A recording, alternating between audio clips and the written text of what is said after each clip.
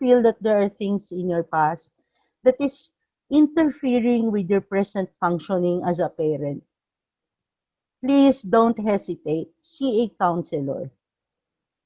Okay? I'm addressing the parents right now. If there are hurts, there are pains in your past that you just push away at the back of your mind, di ba? Yung parang gusto mo, okay, nakakalimutan ko na lang yun. Let past be past. Okay, yeah, lagi natin sinasabi yan. Let past be past. But sorry to tell you, it creeps in every now and then. No? If we don't find a way to heal, no, from how we ourselves were maltreated when we were young, delikado, gagawin lang natin uli yan sa mga anak natin. And that is the danger. So ngayon, hindi na yung anak lang natin, pati kayo, you submit for counseling. Okay, I know Ateneo has a very good program for counseling. We could somehow include that in family therapy na. Hindi na siya simpleng counseling lang.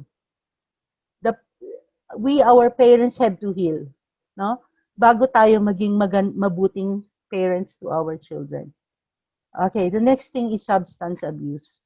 No, you may not be abusing drugs, okay, but drinking at saka yung alcohol and other kind of addictive behaviors is still dangerous. Okay. Tingnan na lang natin sila one by one. Okay, actually, I have a breakdown of this. No? Attitudes and knowledge, personality characteristics, and psychological well-being, family factors. Sige, let's look at them one by one. Tapos na tayo pala sa history of maltreatment. Let's look at the next slide. Sige, para one time lang mag-explain. Okay, the next slide. Yan. Yung isa pa, prior to this one. Substance abuse. Yan. Okay? Now, what is the danger of a parent being addicted, no, to some forms of substances or other kinds of behavior that is not ano yan? That is not good. So ang nangyayari is that the mental functioning of parents is clearly going to be affected. We have seen a lot of instances where an addict has to take care of her own children. Actually, I saw a video on this. Yung mother, umaga pa lasing na. So the children has to cook for their own, no? The eldest child took responsibility of the younger siblings because the parents do not function anymore. Hindi na sila maka-function. So there is going to be neglect, no, of the children, financial difficulties are experienced. Siyempre, I'm not talking about substance abuse lang. Paano yung mga addicted to other forms of addiction? Okay, gambling, womanizing, and things like that. No? Automatic yan. Meron yang detrimental effect on the children. Okay? Sige, let's continue. Okay, attitudes and knowledge. Okay. Now again, when you say negative attitudes, saan nanggagaling yan? The parents themselves, okay, having wrong mindsets, okay, about how to raise their children. Okay. One good example lang, hindi na natin sabihin yung mga grave misconduct talaga. Let's talk about normal things like setting too high expectations on our children. Sabihin natin, okay lang yun kasi ako as a parent, I was an achiever. Okay? Gusto mo rin the same things on your children. Please don't do that. No? We have to acknowledge uh, the individuality of our children. They are not us. Hindi sila tayo. No? I have 3 children and I have never forced what I wanted on them. No? Hindi ko sinabi, kailangan cum laude ka. Okay? Ang tendency kasi pag ganyan, whatever it is that they do, however it is that they strive, they will never measure up to your expectations. And that is so disillusioning. Okay? Kita mo yung isang bata na kahit anong pilit niya, hindi kanya ma-please. And I have seen a child say, it's as if hindi ko nakita ang tatay ko ngumiti. Wow. Hello. Ganun ba tayo ka-stern? Are we that hard? Okay. Later, we're going to show you a video on how important our attitudes that we show to our children are. No? Sabi ko nga, it's just like, mamaya, later on,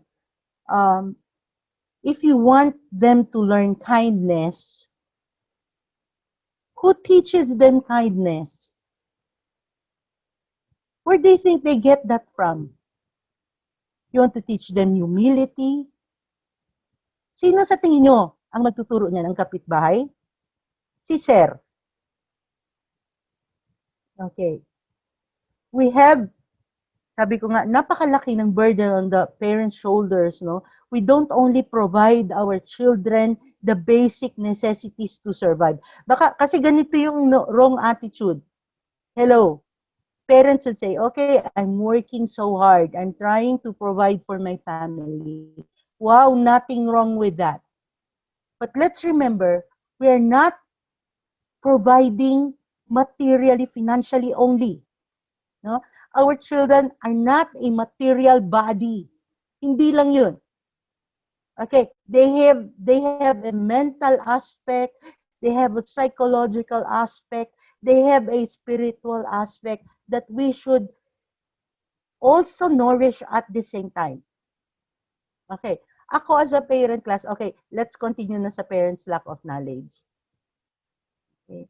As a parent, I am very careful with the psychological well-being of my children. In what way? I am so conscious, no, bago pa mangyari, I already foresee the effect of incidents on them. Like for instance, I wouldn't like my children not fetched from school and yung senaryo na nasa school sila, walang sumundo sa kanila at madilim na. Ako, I can almost feel that. No? It's like I have put myself in the shoes of my children. Alam nyo po, I have like played the role of a solo parent. My husband from the start, kasi sundalo, hindi ko siya maasahan. No, from the start, we are in a long distance relationship, and my kids, I basically take care of them on my own. Okay? Meaning, nagtatrabaho ako, I manage the house, and I take care of my children. Ako sumusundo, wala akong driver. So I have experienced rushing to school to fetch them kahit meron akong activity, kahit ano pa ang mga ginagawa ko, I make sure I am present whenever they need me. May mga times na meron akong appointment and my son is having basketball practice late in the afternoon, madilim na, nai-imagine ko kapag na-late ako, no? And he is left on his own in the parking lot. You get what I mean, parents? For us to be sensitive to our children, no, and their psychological well-being. So isa pa, example. How would it feel if your child, wala siyang baon? Alam niyo ito, hindi natin 'to naiisip, no? Kasi kami, naranasan namin as children na minsan wala kaming lunch, hindi kami lumaki sa pera, no? Hindi kami sinanay sa pera. So, hindi kami binibigyan ng baon na in the form of money. Nagbabaon talaga kami, nagpapak kami ng lunch and all that. And alam niyo ba yung experience ng bata pag wala siyang makain during lunch break or during snack time? I wouldn't want my kids to experience that. Yung parang yung hiya, yung feeling of insufficiency to the point that they will beg. Maghihingi sila sa mga classmates nila. That is so demeaning, parents. No? And I know you need to do extra effort to pack them their food. Pero it does to them, hindi lang physically, it does a lot to them psychologically. Sa akin, ang point here, hindi yung nagutom sila, no? Hindi lang yung nagutom sila. But yung emotional and psychological experience for the child na wala siyang makain. And alam nyo ba, pag psychological ang effect sa bata, it's more damaging. It's lifelong. No? I'm talking basic things here. Yung talagang ginagawa natin sa araw-araw. I salute mothers, no?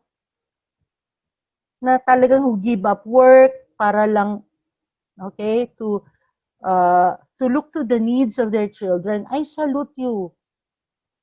When I see parents who are so loving and affectionate towards their children, kulang na lang talaga itap ko ang back. And I say, wow, you're doing a good job. Huwag ka talagang, please don't change. No? Kasi may mga parents din talaga na very insensitive. Wala talagang pakialam sa mga anak. But there are those who are really supportive. Okay, minsan sinasabi natin na baka naman ini-spoil natin ang mga bata when we're too affectionate. Okay? When we are too loving, when we are too expressive. Guys, don't worry. There is no there are no limits, no? When it comes to showing affection and love. They won't drown. Hindi sila malulunod kapag pinapakita natin yung love and affection sa kanila. And you know, I tell my husband because siya yung laging wala. And okay, nandito na. Yeah, sige, George. Let's go to family factors already. Now, I tell my husband that kasi minsan lang niya nakikita ang mga bata. Parang one day, he came home, malaki na sila. Okay? And he seemed to be missing out on those events in the life of the children. Okay? Ang laki-laki na ng mama ng anak ko, 6 foot. Tapos, pag nasa mall kami, niyayakap niya, kinikiss niya. So, the teenager who is so big is squirming, di ba? Is getting away from him. Okay? Class. Guys, sorry. Is that a normal thing? You know, and he resents that. He would say, oh, ayaw nang magpa-kiss sa akin. Ayaw na magpa-embrace. I said, no, it's not that they don't like. The point is, you're already embarrassing your child. Alam ko, sa inyo parents, our children are what? Senior high school. Okay, ang lalaking bulas na, ang lalaking mama na, tapos suddenly in public, lalagyan mo ng powder. Okay? Hindi lang powder sa likod, pati muka. Okay? Okay? Tapos, papaypayan mo, lalagyan mo. Naku, macho na yung bata, ano? Laki na. Tapos lalagyan mo ng sapin sa likod. Wow, alam ko talaga yan kasi ginagawa yan ng mga mothers, di ba? Careful.